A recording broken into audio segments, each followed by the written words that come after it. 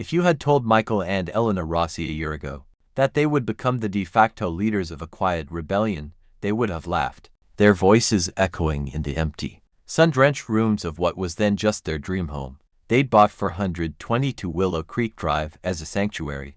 I promised to themselves after a decade of grinding city life. The Oaks was everything their cramped downtown apartment wasn't: spacious, serene, and meticulously planned. The grass on every lawn was a uniform, almost aggressive emerald green.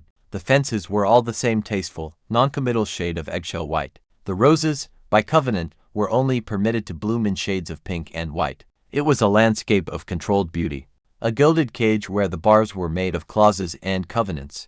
The engine of this perfection was the Willow Creek Homeowners Association, run with the unyielding precision of a former corporate compliance officer, its president, Alistair Finch. Alistair wasn't just a retiree with too much time on his hands, he was a man who found his highest calling in the enforcement of minutiae. He saw moral failing in an unkempt hedge, anarchy in a wrongly colored mailbox, and a slippery slope to societal decay in an unapproved patio set. He presided over the whole from his own immaculate, columned home at the crest of the subdivision, a house the residents secretly, and aptly, called the Citadel. The Ross's troubles began not with a bang, but with a gnome.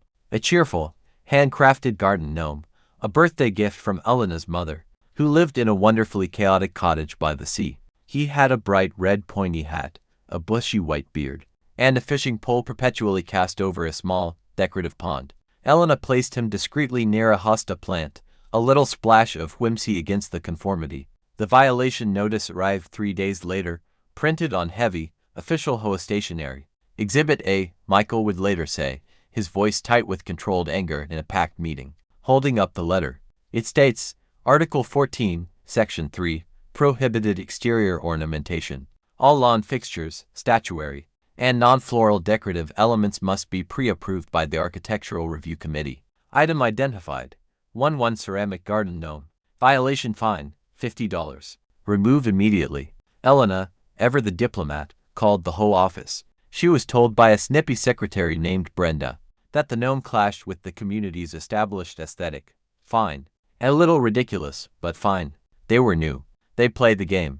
They filled out the triplicate forms, submitted pictures from 3 different angles, and waited. The denial came a week later. The stated reason, typed coldly in the explanation box, was non-conforming whimsy.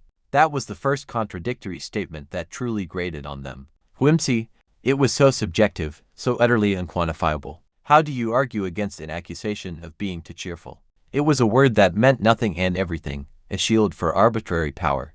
Their neighbor to the left, a young, forward-thinking software engineer named Leo, faced a similar, more expensive battle. Passionate about reducing his carbon footprint, had installed a modest, state-of-the-art solar panel array on his south-facing roof. Had naively assumed the HOA would applaud his initiative. His violation notice was brutal: a $500 fine for unauthorized structural alteration and a demand for immediate removal. Citing Article 8, Section 1, preservation of roofline integrity. When he appealed at a board meeting, Alistair Finch himself deigned to speak.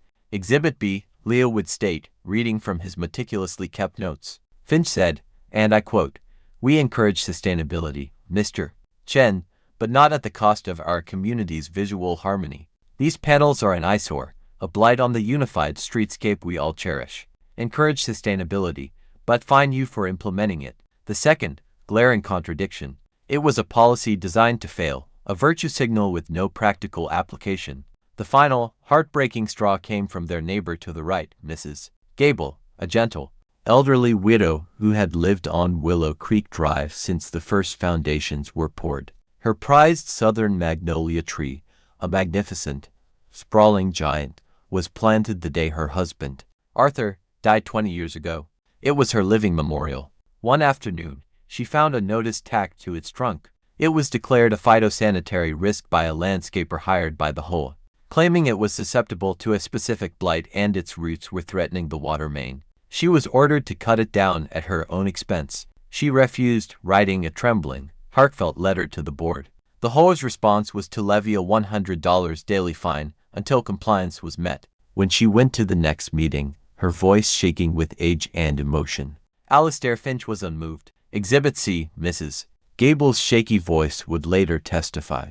He looked right at me, over his little glasses, and said, "Mrs. Gable, we understand your sentimentality, but it cannot be allowed to compromise the property values of your neighbors. Protecting property values by financially crippling an old woman and demanding she destroy a decades-old memorial."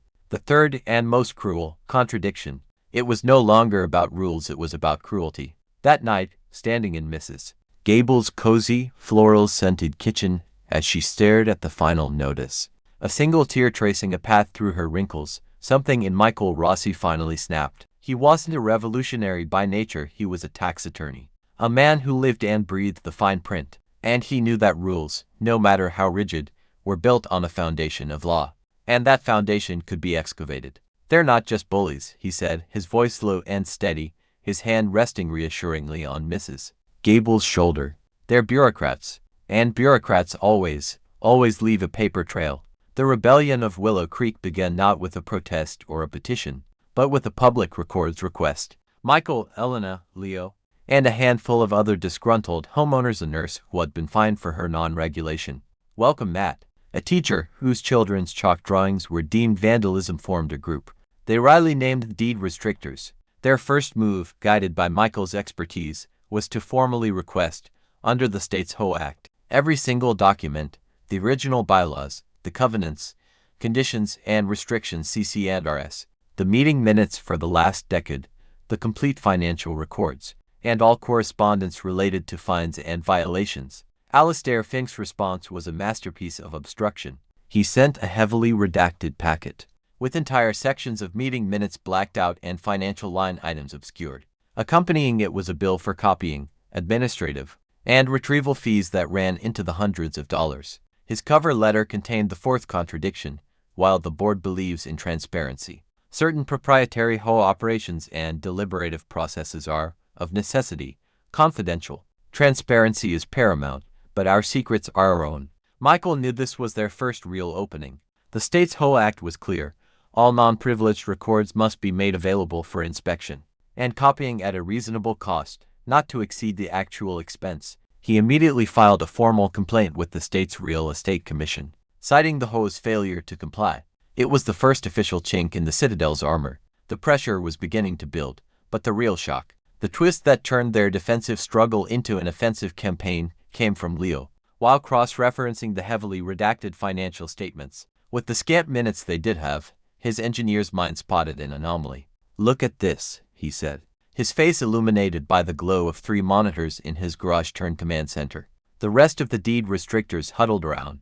Last year, the HOA paid Finch Landscaping and Arboreal Services $15.00 for community-wide phytosanitary maintenance and risk assessment. "So, they hire a landscaper," the nurse said, shrugging. "So," Leo said, his fingers flying across the keyboard. He pulled up the state's online business registry. A single entry filled the screen. Finch Landscaping and Arboreal Services. Sole proprietorship. Registered to 1 Canterbury Lane. The address of the Citadel. Alistair Finch's home.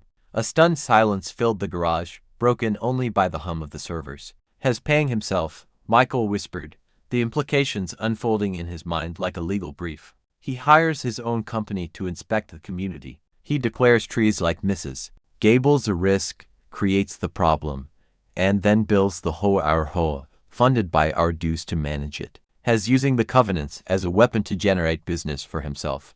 It was a stunning, blatant conflict of interest. A breach of fiduciary duty so clear it was almost cartoonish. But the twists kept coming. As they painstakingly pieced together the patchwork of old meeting minutes, they found the original discussion about the solar panel restriction. It had been proposed by Alistair 2 years prior. The minutes noted a spirited discussion and then it simply stated, "Motion carried." But when Leo, using his tech skills, tracked down a former board member who had moved away to Arizona, the man told a different story over a crackling Zoom call. "A vote? No, there was no formal vote," the former member said, shaking his head. Alistair tabled it. He said, "Let's table this for further review with the subcommittee." The next thing I knew, people were getting violation notices for solar panels. I just assumed it had passed in a meeting I'd missed. I was busy with work, I never really thought about it again.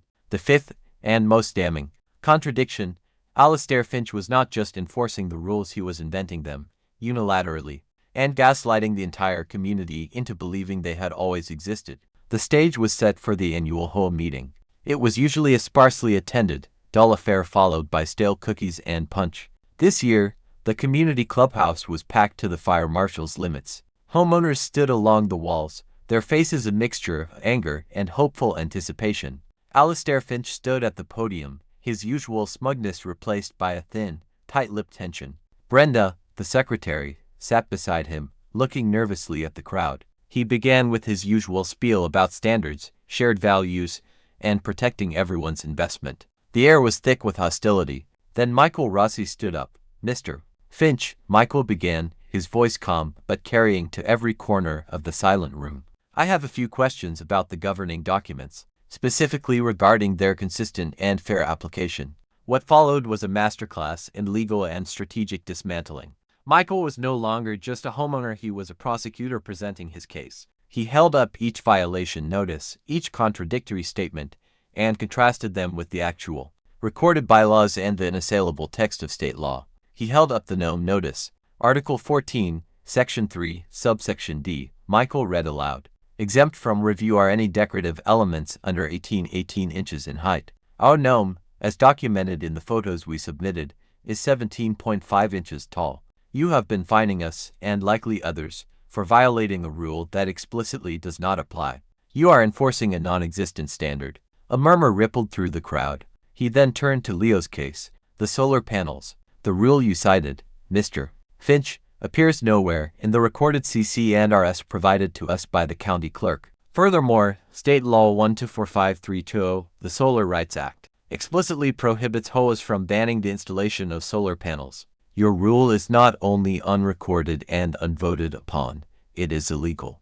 Every fine you have levied is invalid." The murmuring grew louder. Alistair Finch tried to interrupt. "Now, see here, the board's interpretation." Michael cut him off, his voice sharpening.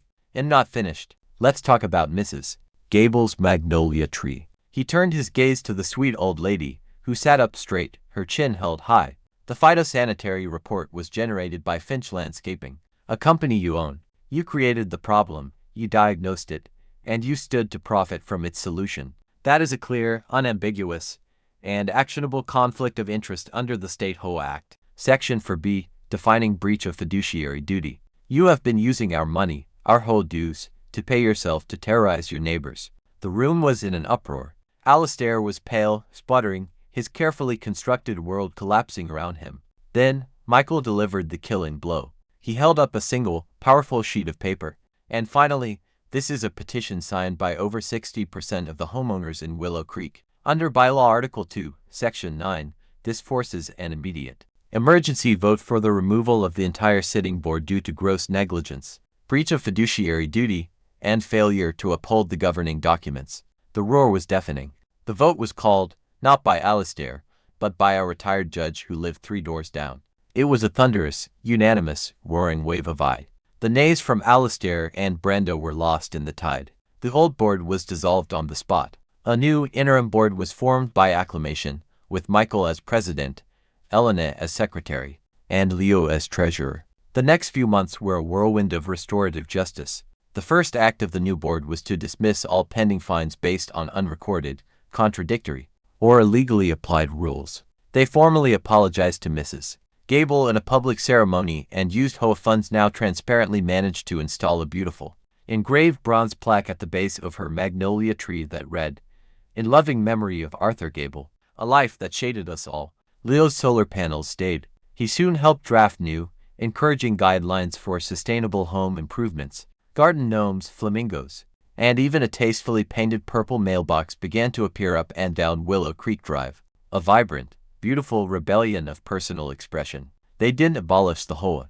They tamed it. They rewrote the covenants with clear, fair language, established a real, independent architectural review committee with term limits, and created a transparent and fair appeals process. They put the HOA in its proper place not as a ruler, but as a servant, a manager for the true common goods of the community. The Rossis sanctuary was restored, but it was different now. The perfection was gone, replaced by something far more valuable, character. It wasn't just a house with a perfect lawn anymore. It was a home they had fought for, a community they had helped heal, a place where the rules served the people, not the other way around. And on their porch, sitting proudly next to the cheerful 17.5-inch gnome, was a small, tasteful sign that Elena had commissioned. It read, "Freedom is a messy business. Proceed with caution and courage." The gilded cage was open, its bars melted down and reforged into tools for building a true community. And the birds, in all their glorious, mismatched, and wonderful colors, were finally free.